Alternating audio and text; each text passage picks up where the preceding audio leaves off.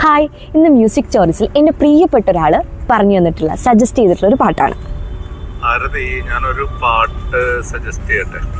ആ പാട്ട് ഏതാണെന്നറിയോ? ഈ പാട്ടിന്റെ വരികൾ എഴുതിയിട്ടുള്ളത് പുലൈമൈപ്പിത്തനാണ്. എത്ര മനോഹരമായിട്ടുള്ള കവിതയാണ് ഈ പാട്ടെന്നറിയോ?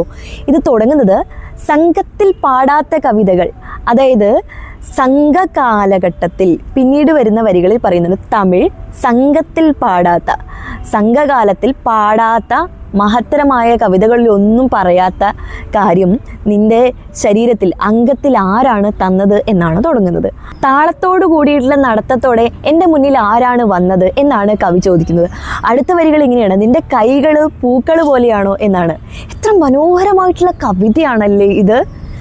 ONV കുറുപ്പിൻ്റെ വരികളിൽ ലാലാ ലലല ആണ് എന്നുണ്ടെങ്കിൽ തമിഴിലേക്ക് വരുമ്പോൾ അത് താരാരരയോ. എങ്ങനെയാണെങ്കിലും മനോഹരമായിട്ടുള്ള ഇളയരാജയുടെ ഓർക്കസ്ട്രയും കൂടിയാകുമ്പോൾ ജാനകി അമ്മയുടെ മധുരം തുളുമ്പുന്ന ശബ്ദവും ഇളയരാജ അതിൻ്റെ കൂടെ പാടുമ്പോൾ ഈ പാട്ട് ഒരു മാജിക്കൽ കമ്പോസിഷൻ തന്നെയാണെന്ന് പറയാതെ വയ്യ. ഇനി നമുക്ക് മലയാള ഗാനത്തിൻ്റെ അർത്ഥതലങ്ങളിലേക്ക് പോകാം. അത് മറ്റൊരു വീഡിയോയിൽ പറയുന്നതായിരിക്കും.